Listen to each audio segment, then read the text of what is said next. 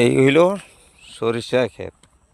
প্রায় ফুল মজে গেছে, কিছুদিনের মধ্যে হয়তো 7-8 দিন পর এই সরিষা উঠে যাবে। আমাদের থাকবে ধান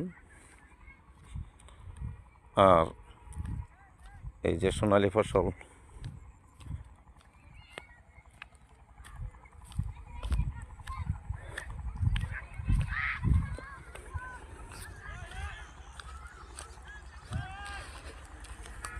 ধান থাকবে, উস্তা থাকবে, মিষ্টি কুমড় থাকবে, ভুট্টা থাকবে সরিষার পরে।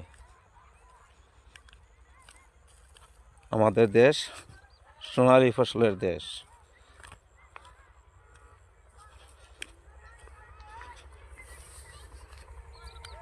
এই হলো উস্তা খেতি।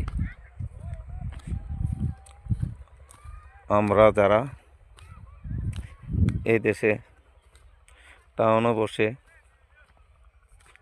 তরকারি খাই, এই হলো কৃষকের ফসল।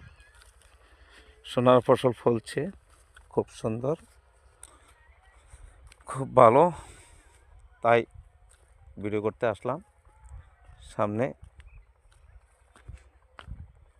আলু খেতি, খুব ভালো আলু ফলছে।